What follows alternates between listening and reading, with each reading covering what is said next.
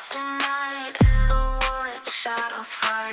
Gnomes take gold, can't take flight. Power's gone, nothing's right. Cauldron cold, no more fire. Potions fail, dreams expire. Spirits whisper, call me liar. In the dark, lost desire. Purchase card, echo loud. Through the fog, through the shroud. Mystic force, once so proud, now just whispers in the crowd.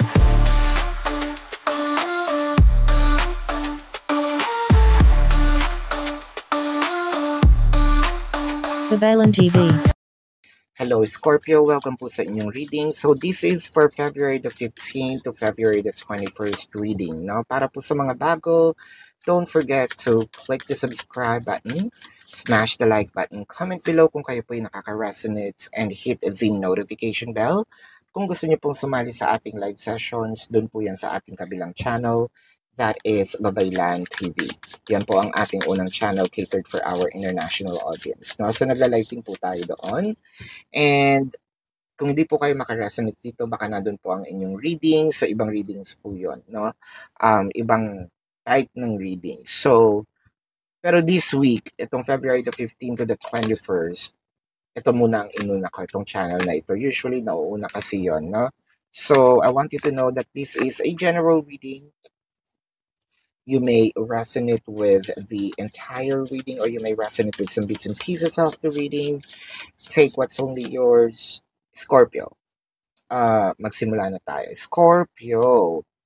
Parang sinasabi dito, ano ba yung mga bagay na masyado tayong either obsessed or meron tayong mga bagay na pinanghahawakan ngayon na parang sira na, hindi na gumagana, hindi na nagwo-work sa atin. We need an update and we need to upgrade.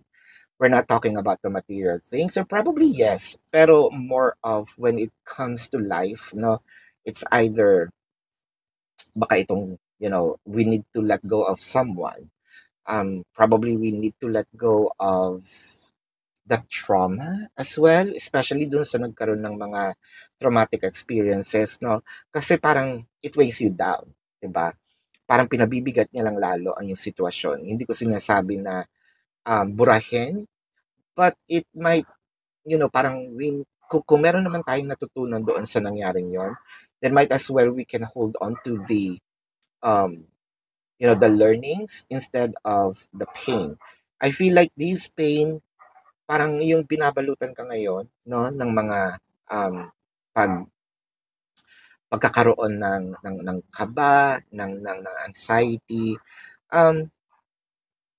What's done is done. The justice is here. But I feel like you're still trying to work on things and you're waiting. Probably you're waiting in vain. No? You're waiting for none. You're waiting for nothing. You're not waiting for no one.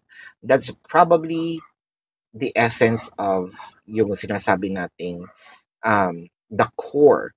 But what is going to happen in here? Because with the Eight of Swords in here, somewhat ang nakikita natin dito, parang meron tayong obsession, no? Dito sa isang bagay, pangyayari, sitwasyon, and nai-stuck tayo. Alam mo with the High Priestess na kailangan din somewhat, no, medyo luwagan natin ang kapit natin dito. With the Justice card, katulad ng sabi ko, nangyari na yung nangyari, pero parang meron pa tayong gustong mapatunayan. Meron pa tayong gustong ma-experience, parang we're not yet done. Lalo na siguro if in case, no, kung ito ay pagganti, no, sa kung anumang paraan yan. I feel like the justice has already been served. Parang ibigay mo na, no, kung kanino man yan sa nakakataas. You call it God, you call it, destiny, you call it universe, guardian angel. No, we're not talking about religion here, pero what you need to do here is to parang i-give na lang, and let this, higher being to work, no? With the Justice and the Queen of Cups, So para kasing ibinigay mo ang lahat, especially when it comes to trabaho, no? Parang ibinigay mo yung lahat and then all of a sudden you're not being you have been taken for granted. Parang feeling mo nagamit ako, no?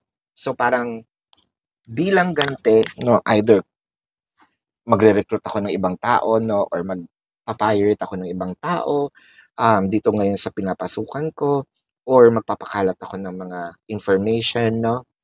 Again, this might be you, this might be, the person, or the situation. Baka sabihin niyo kasi, ay, baligtad po, sila po yan, no. That's okay. What I am reading here is the dynamic naman. Okay, with the Eight of Pentacles, you're working on something. With the Three of Pentacles, so parang sinasabi natin, kailangan kong paghandaan, kailangan kong isipang mabuti. For a few numbers of you, nakikita ko talaga dito yung gante, no?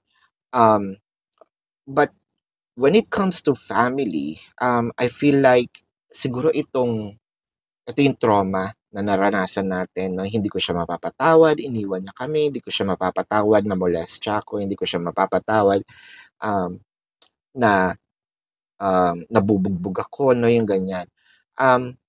I feel like there's a lot of room inside your heart na pwede naman natin siyang i-let go na total, you already move forward.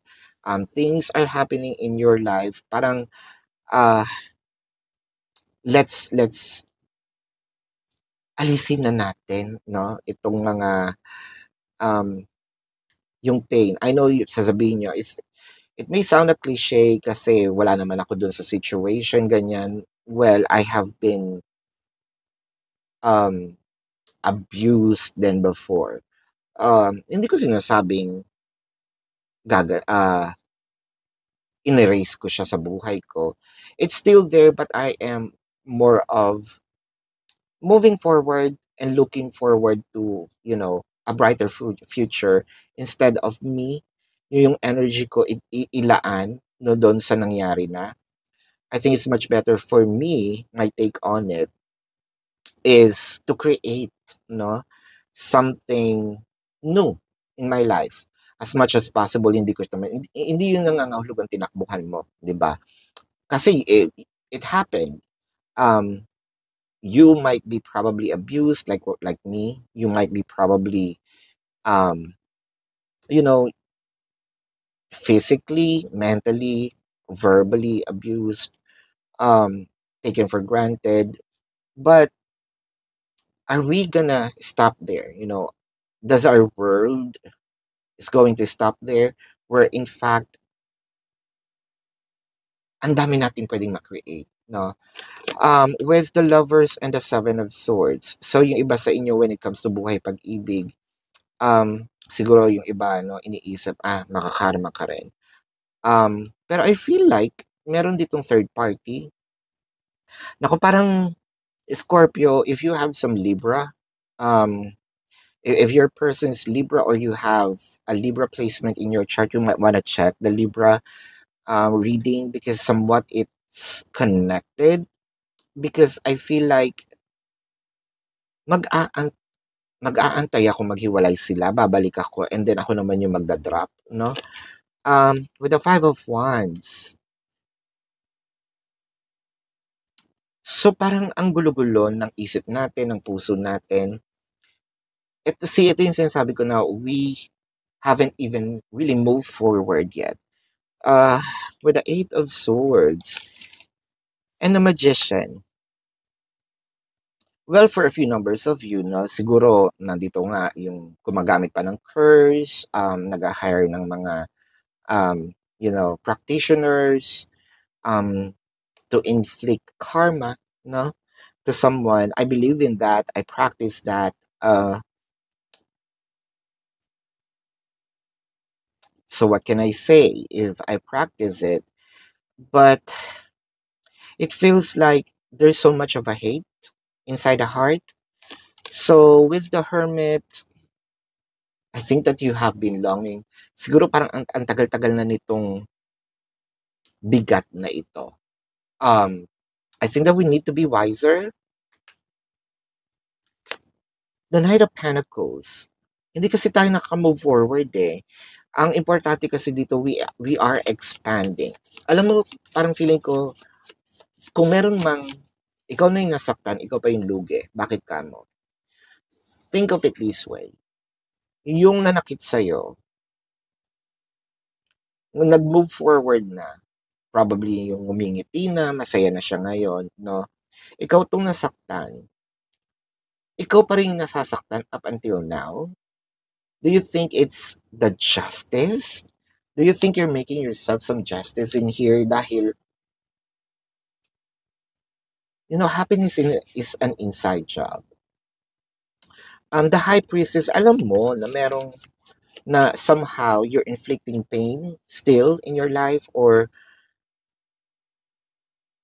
kailangan mo na mag-juggle, no? With the Ace of Pentacles, or nagja-juggle ka na, and I think that you need to make a move. This might be a bold move because from what I am seeing in here, the Ten of Pentacles and the Sun, there is such a huge promise of a better life, no, for you. But it felt like, Scorpio, nandito ka sa isang sitwasyon na medyo tayo na mismo, no, ang nagpapabigat sa nararanasan natin sa buhay. Let's get some more cards. Gusto ko lang pong ipaalala, Scorpio, na dun po sa ating Babaylan TV, dun po sa unang channel, nagla-live tayo doon. So, pwede kayong magtanong, no? If hindi nyo po yun naaabutan, pwede naman kayong magtanong dito sa comment section as long as the question po is answerable by yes or no. Alright? And, Scorpio, kung hindi po kayo, kung wala dito ang inyong reading at hindi kayo nakaka-resonate, paki-check na lang po, no, sa Babaylan TV. That's another reading. Pero mauuna muna ito. So wait for a few days. Nandun na po yung reading for February the 15th to the 21st, no? Kung hindi po kayo masasatisfy sa yes or no, nasagot po, no, sa ating comment section, might as well dumiretso na po kayo dun sa ating website. Click the link, you will be routed to my website. Nandun po yung information, no? Nandun po yung question form, name, number, QR code for your reference. And if you want to book a private reading, nandun din po siya, no? Take advantage of the 4 questions plus 1 dahil yun po ay discounted. I love you to the moon and back a million times. So, either there is separation anxiety, obsession, or sabihin natin ditong codependency. I feel like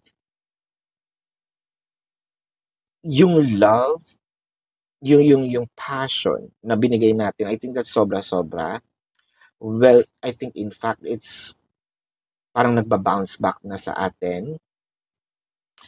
And I feel like, katulad ng sabi ko, medyo ikaw na mismo. I feel like this is personal reading for someone. Let me know kung kayo ito. But let's get some message from the universe. We see that you are on the brink of a breakthrough that you have patiently been waiting for. A situation is about to come full circle. The lessons have been learned. See, this is a win-win situation for you. Trust that we are working behind the scene to ensure the best outcome for you. So parang tapos na yung isang kwento and binigyan ka ng isang panibagong libro, no, na blanco, na ikaw ang pwedeng magsulat. Pero hindi ka makasulat-sulat ng mga bagong experience kasi you keep on looking back, no? Kabisado mo na, ilang beses mo nang nabasa yung librong yan. I think that this is the time for you to create, and this is a promise, no, na ang pagbitaw dito merong magandang resulta para sa iyo, no? So let's check the zodiac sign of your person. This can be their sun sign or a placement in their chart. I am seeing Taurus, Virgo, Capricorn, earth signs right away, no? Sagittarius, Libra, no? Leo is here, Gemini is here, Pisces is here. So this is your reading. Love and light to you. Namaste. See you po sa susunod na readings. Goodbye.